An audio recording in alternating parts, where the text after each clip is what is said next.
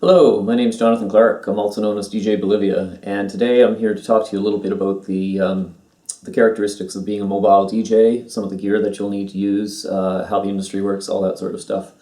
I've had a lot of people asking me for clarification about what's involved with mobile DJing because they know that I do a fair amount of it. And unfortunately, I think there's a perception among a lot of young DJs that if they want to become a DJ, being a mobile DJ is an easy way to crack into the business, the industry as a whole.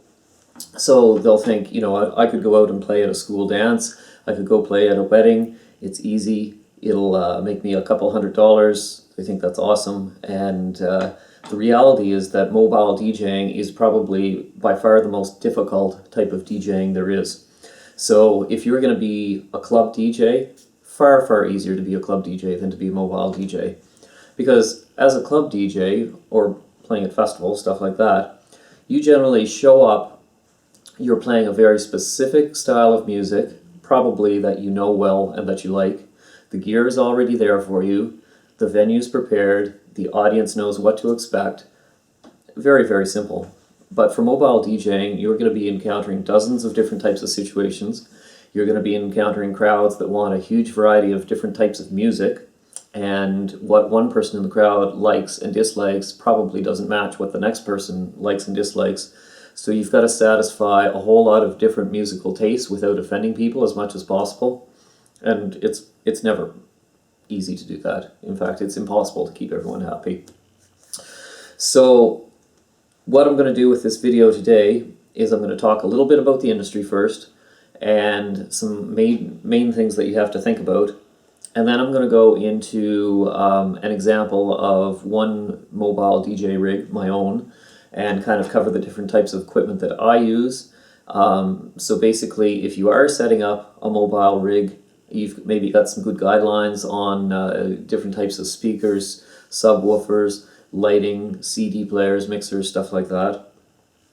And if you haven't yet made the commitment to start up a mobile DJ business, then maybe this will let you get a better overview of what's involved, because it's probably far, far more complex than you'd expect right now. Okay, so before I get into the industry, let's talk about the different types of events that you might run into, and I can list dozens of events here, okay? So the probably the most common and obvious one is the wedding, and I would have to say that weddings are by far the most difficult event to play. It doesn't matter what you do as a DJ, weddings are the toughest. Basically, think about a wedding. For most people, hopefully, it's a once-in-a-lifetime event, and so it's a really special day. And of course, the bride and the groom want everything to go absolutely perfectly. You're also dealing with the most diverse crowd that you could ever expect, because you've probably got everyone at the reception, from family and friends, from 16 and younger kids up to 70, 80-year-old grandparents. They've grown up through different styles of music over the years. You've got people that want to listen to country music, to rock and roll, to hip-hop, to modern dance music, to golden oldies, to special meaning wedding songs, all sorts of stuff. Huge variety. And, going into a wedding without being 110% prepared is just an absolute nightmare. The biggest mistake you could ever make out of your DJ career. Now, I did some digging and I looked for a couple statistics. So let me just read some of these off. First of all, 2/3 of guests attending weddings don't remember what was for dinner, but they do remember the entertainment. Over 80% of wedding guests say that the most memorable part of a wedding and the reception is the entertainment. Surveys of brides taken after the wedding found that 72% of brides would have spent more time choosing the entertainment. This kind of indicates that they weren't happy, and that's bad if 72% of brides aren't happy. Almost 100% of brides say that they would have spent more money on the entertainment budget. Okay, so that indicates a high level of dissatisfaction with wedding DJs, which means a lot of people are doing it wrong. They're not prepared. During wedding planning, brides say that their highest priority is their attire, followed by the reception site and catering, and that the reception entertainment is among the least of their priorities. Now that's during the planning process. Surveys taken a week after the reception indicate that most brides, almost all brides, say that they should have made entertainment their highest priority. So there's all kinds of anecdotal evidence from surveys on wedding websites and stuff like that that shows that there's a big disconnect with the expectations of the bride and groom and the actual performance of DJs. So, for weddings, just unbelievable how much preparation has to go into them. You're basically looking at maybe playing for 4 to 6 hours at the reception, but there's so much more to that. You're going to be doing meetings with the bride and groom, mostly the bride, beforehand to get a good idea of exactly what they want. You should ask for playlists. You should find out any special songs that they want to hear. You're going to want to go look at the venue in advance and figure out how you're going to set up your gear. You're going to have to talk to MCs and other people involved. It's generally a good idea for the DJ who doesn't know the bride and groom personally not to be the MC for the event. Better to get, talk to the bride and groom about this, but better that they have somebody who they know well and who knows them well to do that main sort of emceeing during dinner, whatever, and let the DJ, you may end up playing very, very quiet background music during the dinner while there's another MC working. And then when it moves on to the reception, then you become the center of focus and you're doing the work on the microphone. You're doing the, trying to bring the energy levels up, get everyone up on the dance floor, having fun, and you're the one playing the music and stuff like that. But at the same time, and I'll probably touch on this again later, at wedding receptions and a lot of other events, a lot of people are not there to dance. You're the background or not the primary focus. A lot of people will want to be socializing. So be careful how you set up your gear at a wedding. Make it so that you can have a nice little dance floor area with music that's loud enough for people to dance. But if there's a lot of people sitting around at tables trying to socialize, don't turn your music up too loud. Let them be able to talk, because that'll be another thing that they go back afterwards and they remember, oh, that DJ was terrible. We couldn't say a word to each other. Okay? Has nothing to do with your music. Has nothing to do with your preparation, presentation, whatever. Anyway, weddings. Very, very tough. And you know what? For the average wedding, don't be surprised if you're putting in 30 or 40 hours of total work, even though you may only be playing for a very short time, 4 to 6 hours. There's a lot that goes into a wedding. What else might you be doing? You might be doing college or university dances. I do a lot of those, where you'll set up at a common room in a university residence. You'll set up in a cafeteria at a college, whatever, and they just have a dance on a Friday or Saturday night. Very similar to that, dances at junior highs, at high schools, high school proms, things like that. Those are pretty common. Relating to school, class reunions. Those are pretty big. So a dance at a class reunion. You may do some community tourism related stuff like a block party or a street dance. You may do a lot of corporate events. And corporate events can be pretty good because they generally are more professional, they're more organized, they pay decently well. People are going to pay what you tell them, or else they won't accept you as an entertainer. But corporations are more, they're more organized and understand that you're also operating a business, and it's not a bad gig to get a corporate event. Also, the good thing with corporations is sometimes they'll book you for multiple events during a year. So if that's the case, you might want to consider group discounts, or I should say frequent use discounts. So if they do, say, 4 or more events per year, you start giving them a slightly better rate to encourage that repeat business. Something else you might also do, kind of related to corporate, is business, small businesses. So you might have a grand opening at a new store and they want to book you for a day. Or there may be a car dealership that's doing a special one-day sale on a Saturday. And so, they're bringing in radio personalities, they're having special sticker prices, they're bringing a DJ to play in the parking lot, that sort of stuff. You might end up doing a lot of conventions. I play at a couple conventions fairly regularly, like in Las Vegas, down at the DEF CON Hackers Convention. I did that for years. And conventions are good too, because if you do a good job, repeat business, okay? You may do banquets, fundraisers, and organizations, like thinking of some organizations here in Canada. There's the Rotary Club, there's the Kinsmen, there's the Lions Club. Any of those organizations might be having just some sort of annual get-together, their annual dinner. They might be doing a fundraiser, stuff like that. So that's definitely a market. What else? Singles dances, community halls, stuff like that. I've played at a few of those. Small community outside of town. They want to have a chance for all the people of a certain age group. It may not be a singles dance either. It could be that somebody, just wants them and 40 or 50 of their friends to be able to have a good time together on a Saturday night. They all get a babysitter. They all come into the community hall. So, yeah, I've done a couple of those. Those are actually kind of fun. What else? Pool parties. You might do some pool parties. You might do some house parties, although it's not common that people expect to be able to pay for a DJ at a house party, pay like going corporate rates and stuff like that. And house parties are a little tricky because people tend to get drunk, and that's a little bit of a dicey area sometimes. What else? Bar mitzvahs. That's something I've never done.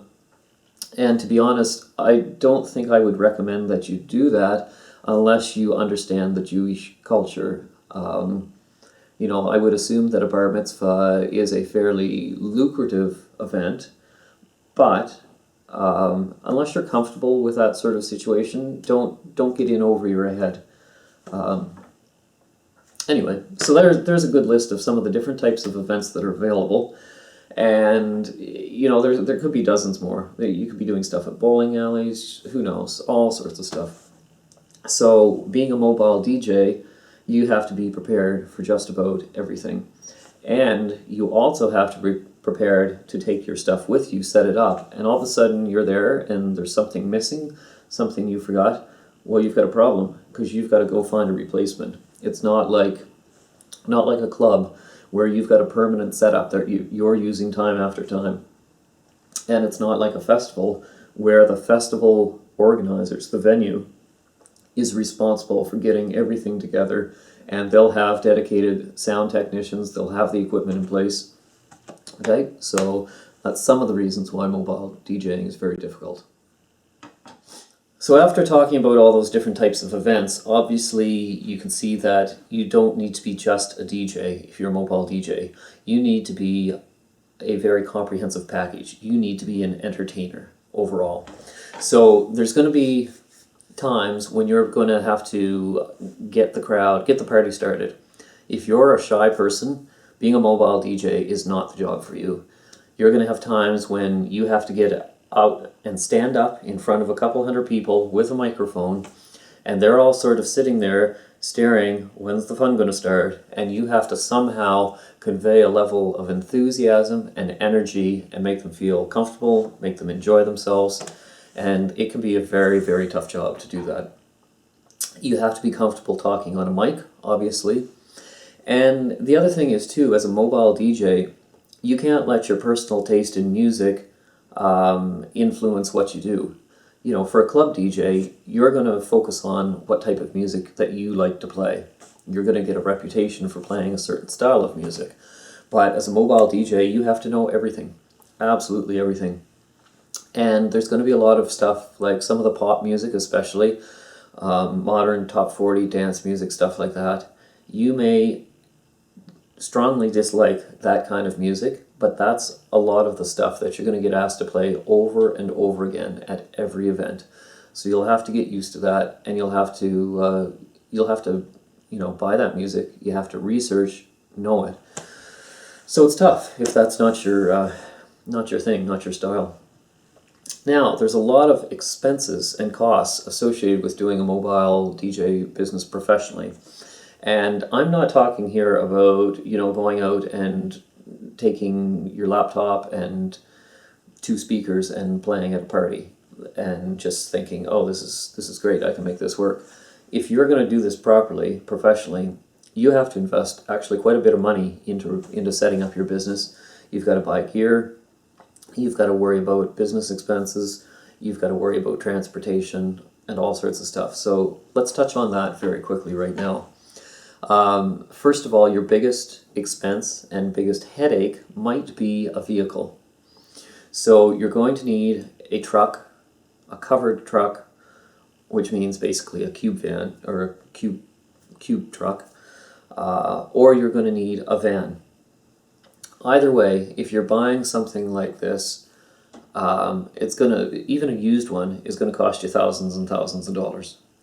The drawback with a used one is mechanically they're a lot less reliable.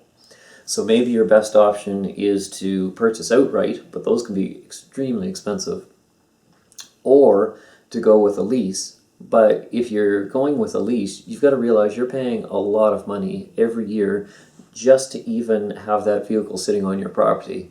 On top of that, there's licensing, there's insurance, there's registration, and fuel and maintenance. So vehicle costs are just phenomenal.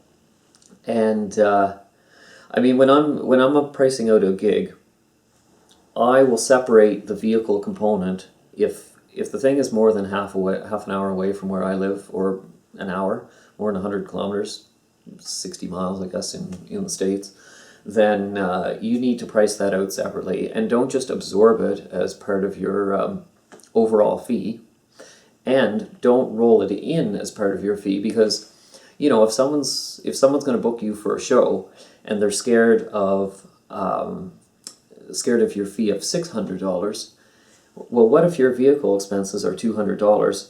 And if you don't detail that separately, if you just say instead of $600 you say $800, then they're even more thinking that your prices are too high. Okay, so always identify specifically for your client that this is your fee, and separately this is transportation if applicable. So, and a lot of people, if you're leasing a truck, you're paying thousands of dollars a year.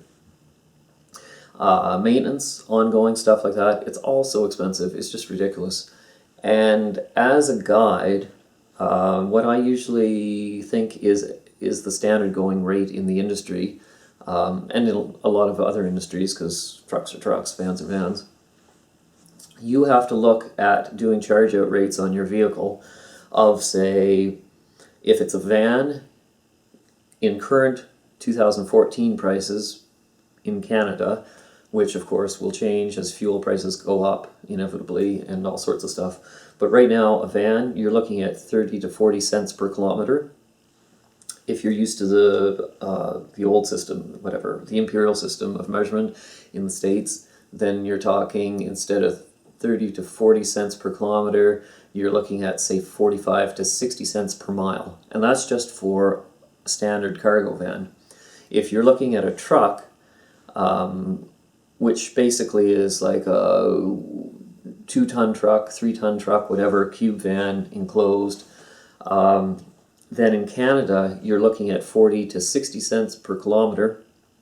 In the States, that would translate to between 60 and 80 or 90 cents per mile. So don't try to lure clients in by going with a lower mileage charge, because all that does is cut into your profit margin. Okay? Figure out what the vehicle is going to cost you and make sure that you cover your costs there, because vehicles can make or break you. What else do you have to know about? Licensing. Depending what country you're in, you may have to pay an organization, I forget what they're called, like the AVLA, people like that, to have the right to play music in a commercial venue or in public. Okay, so for me in Canada, I'm a member of SOCAN. For the States, as an example, I think the venue might actually be responsible for licensing music, but think about it, a lot of places the venue doesn't actually necessarily do that. You know, in a club, they probably will have a license, but if you're talking about going out and playing in a block party or street party for your town, for some sort of tourism festival, then you know, you could be in a little bit of trouble if, for some reason, some sort of regulatory body catches wind of the fact that you've played a show and they check into licensing and find out that the town didn't license it, and they come to you as the DJ and say, where's your license? So make sure you understand licensing. It may not be a lot of money, it may only be $500 to $1,000 a year, but make sure you've got yourself covered. Insurance, even bigger. Liability insurance is a huge thing. So what happens if you've got a setup and your light stand falls over and the lights hit somebody, or somebody trips on, you know, they're dancing on the dance floor and they trip on a riser and they fall down? Well, maybe that's the venue's fault, but what if your cords are there?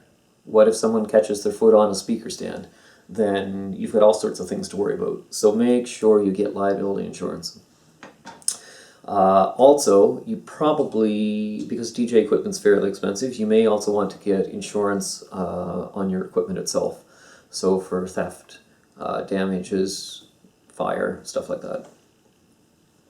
Now, as far as costs go, this is the thing that frustrates me the most, because I see a lot of young DJs that are trying to break into the industry, and they think, oh, I can make a couple $100 playing this show. That's awesome. That's a lot of money. Well, if you're trying to do it professionally for a living, that's the worst thing possible. So think about it this way. If you've got a DJ rig, you've spent $20,000 buying your equipment, buying your speakers, buying your lights, all that stuff, then first of all, there's the cost that you've invested into this equipment. So in a business sense, we have to worry about amortization of assets, and we have to worry about depreciation. So if you spent $20,000 on equipment and you're eventually going to play 200 shows, then you have to realize that equipment is costing you $100 per show. On top of that, there's the cost of maintenance. And you'll have a lot of things like bulbs burning out. You'll have cords breaking. You know, that happens internally, cords cracking all the time. You'll have things that just die. You might have somebody, hopefully not, but you may have someone spill a drink. You know, someone drunk comes up to you. You're trying to keep them away from your mixer and stuff like that, and they slosh a drink on your mixer. So looking at that stuff, historically for me, my average per show is about $50 just to keep my equipment maintained and keep everything running. On top of that, you've got to be buying music. And any DJ that is playing regularly, you know, you're going to be spending several $100s a month on music just to keep current, unfortunately. So thinking about just those things, you're already at probably $250 per show just to cover the costs of your equipment, maintenance on your equipment, and music. Okay, next you have to think about business expenses. You're going to have to think about your marketing. And marketing is, well, I'll talk about that in a minute, but let's assume that you're spending maybe $100 a show on marketing, okay? Your cost is going up per show. What else? You've got your licensing fees that I mentioned. You've got to pay for your insurance.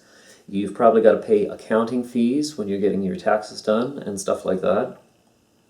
So already we're looking at maybe $400 per show just to cover the costs of running a business, okay? And that's without you making any money.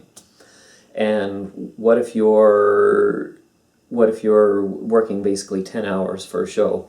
If you think about a mobile show, you're probably looking at an hour to an hour and a half before the show just to load the gear into your vehicle, drive to where the show is, assuming it's closed, and unloading all the gear.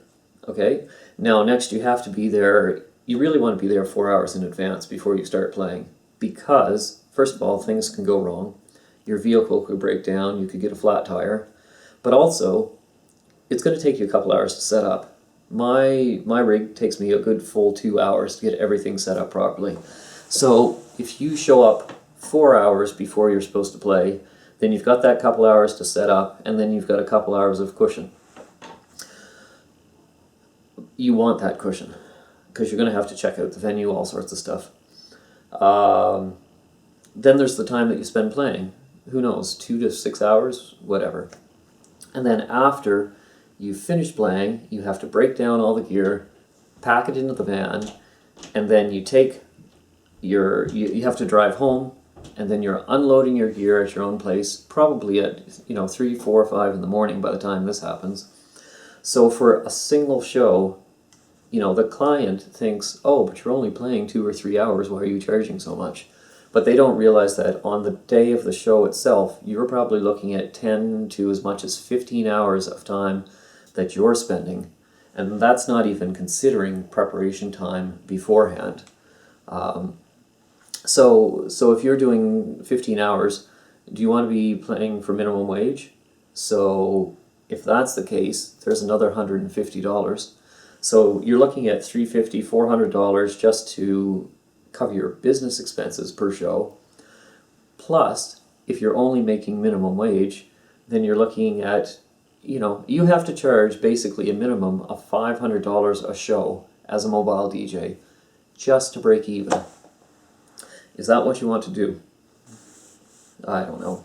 I mean, think about it. As a mobile DJ, how often do you get to play? Basically, mostly on weekends. And so if you're trying to support yourself, you can't get away with just charging minimum wage and costs. Somebody that's making minimum wage, working 40 or 50 hours a week at a big box retailer, in retail, whatever, they can barely afford to live, to feed themselves, to clothe themselves, and to have, pay for rent. So if you think that you can do it on a limited number of hours per week, you're crazy. You have to charge more.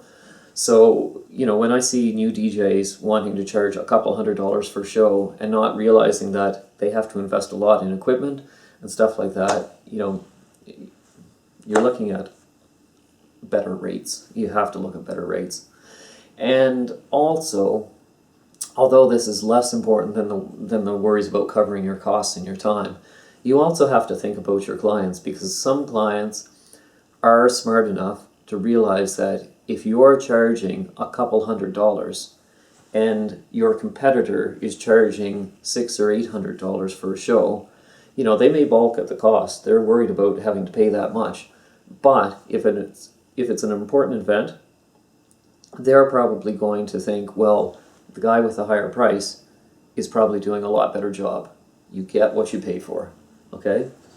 And with weddings, the average, for me, for doing a wedding, because not only is there the cost of the equipment, all that time spent, 10, 15 hours on the day of the wedding, 30 hours maybe per wedding for preparation, because you're going to be wanting to talk to the bride and or the groom also extensively about their needs, their wants.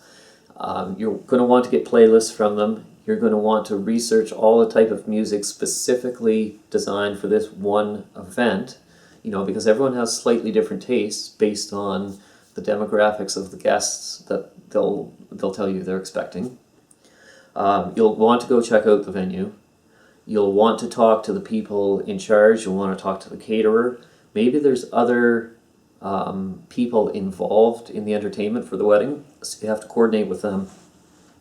So for a wedding, my base rate for a wedding right now, not even counting mileage charges and not counting food and lodging if I have to stay overnight in a different city, my base rate is $1,450 plus tax. Okay, and that's not that unreasonable.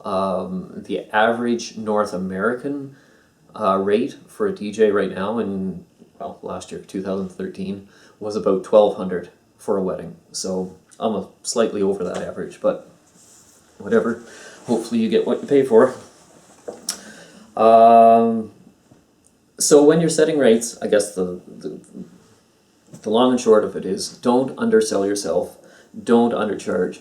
Now, if you're a new player in the industry, you may want to charge lower rates to get your foot in the door, to try and get more gigs, to start building up a clientele, and to just get more work. That's reasonable. I'm not disputing the logic of that. And I think what you should do if you're doing that is realize you don't have to, do tremendously cut rates. You can get away with maybe 20% less than your customers, okay? Do a lot of research. Did I say competitors?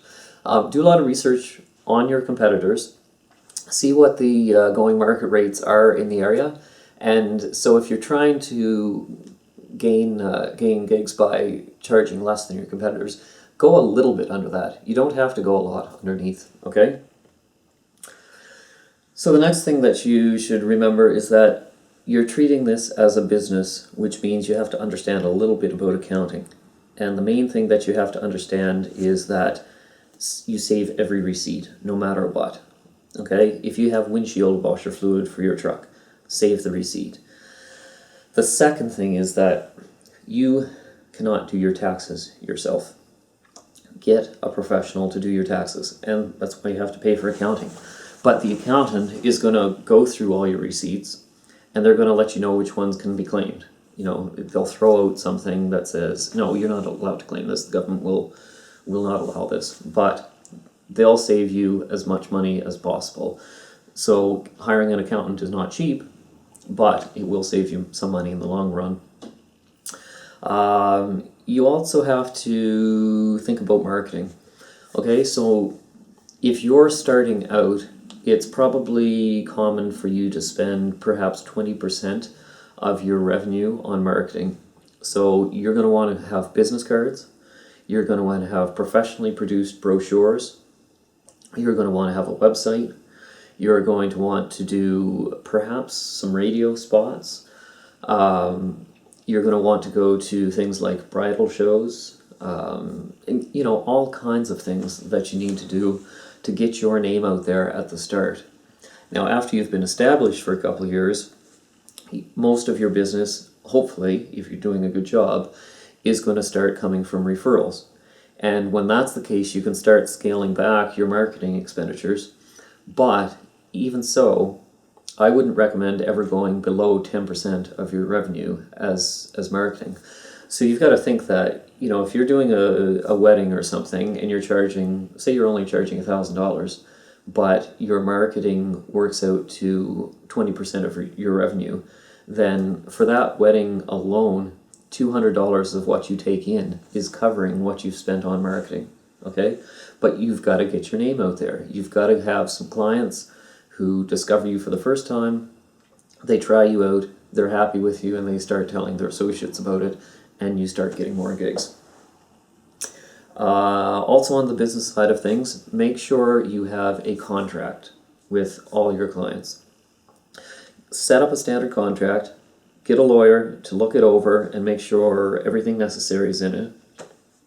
And then when you're going for bookings, the best approach is to, first of all, say to the potential client, say that I will not confirm a potential booking until the contract has been signed and the deposit has been paid. Okay, so put some pressure on them to make a decision. But you can say, I will tentatively reserve this date for your event for the next 5-7 days while you decide whether you're going to go ahead.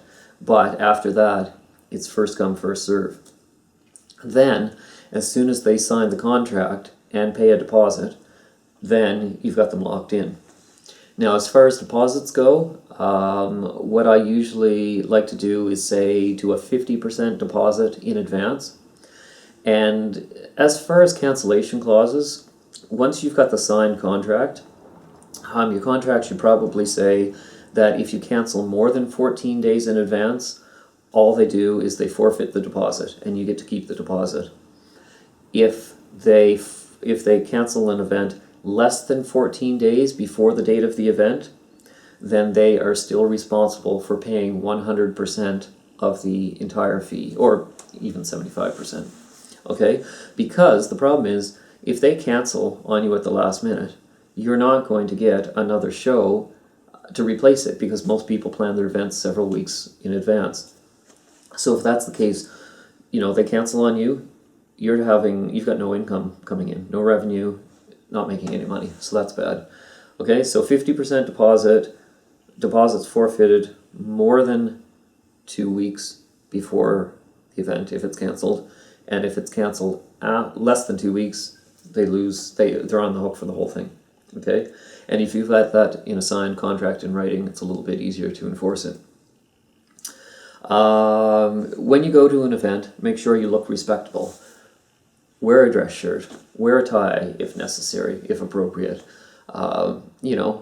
Good personal hygiene, your hair is cut, that sort of stuff. And more importantly, act professionally. Don't use profanity, don't be swearing.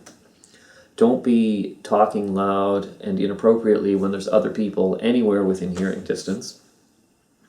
Don't say negative things. It's a business. You have to look your best and act your best. At a lot of events, alcohol will be available. You should never, ever drink alcohol when you're performing, beforehand or during your event. For the same reason, stay away from drugs, okay? Also with alcohol, you're going to have to worry not about just yourself. You're going to have to worry about some of the guests, especially at something like a wedding, okay, or a house party. You're going to have guests that are intoxicated and they're difficult to deal with. So you have to maintain your cool. You have to deal with them professionally. And if someone gets to be a huge, huge problem, it may be that your only option is to try and get the attention of the host of the event, call them over and say, I'm having a problem with this person. They're disturbing the equipment. They're keeping me from being able to focus on the rest of your guests. Can you help me out? And you just have to figure out a diplomatic way to deal with the intoxicated guests. But that's fairly common at a wedding, unfortunately. You're going to have to know a lot of music. I mentioned this earlier. You're going to have to know all the current hits for country music, for hip-hop, for pop, alternative, indie rock, top 40, dance music. It's especially if you're doing events where you've got a wide demographic. So you have to put a lot of time into research and preparation. At a lot of events, it's wise to talk to your host or the person in charge and ask if there's a specific playlist that they might be interested in you trying to adhere to. Okay, because that way you'll get some feedback on what genres they might expect you to be playing. And of course, things could change a little bit if you get a lot of people at the event. Say your host says, well, I'm expecting that you'll play a lot of classic rock, a lot of 80s rock, stuff like that. But then you get there, and you've got all these people that are not happy with the music, and they're coming up to the booth, and they're saying, I want to hear this dance music, I want to hear this Katy Perry song, this, who knows, okay? So if that's the case, you got to be a little bit, you've got to be flexible. But it's nice to have a good idea of the potential playlists beforehand. And with a wedding, absolutely critical that you get specific playlists from the bride and groom of every song they could potentially want played, and every song that has to be played for something like the dance between the bride and her father, the dance between the groom and his mother, all that sort of stuff. Have that entire list well in advance to make sure you have all the music. Okay.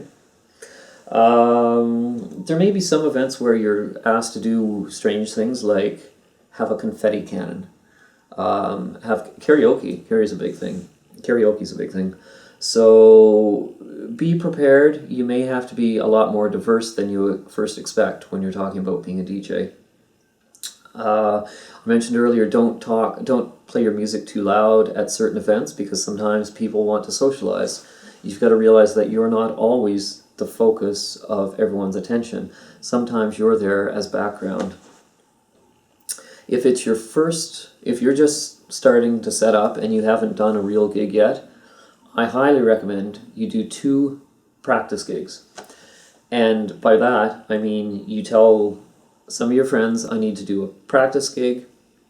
Let's do a house party. Let's do something.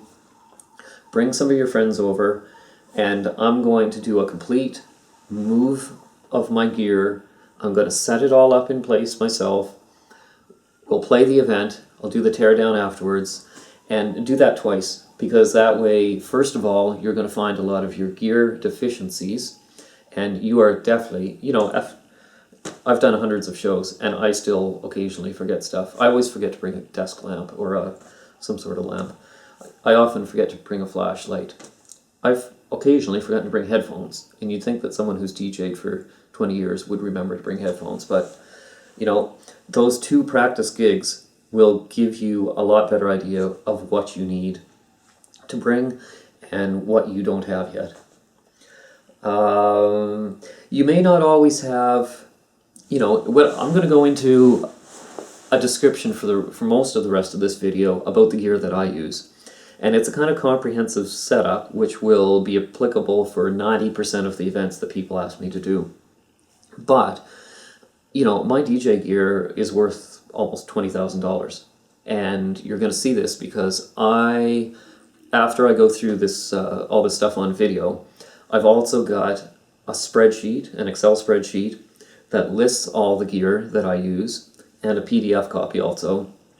And you'll be able to download those. The links are in the text description underneath the YouTube video. So all the stuff that's on that list, all the stuff that I use regularly, is not enough for a really big event. But it doesn't make sense.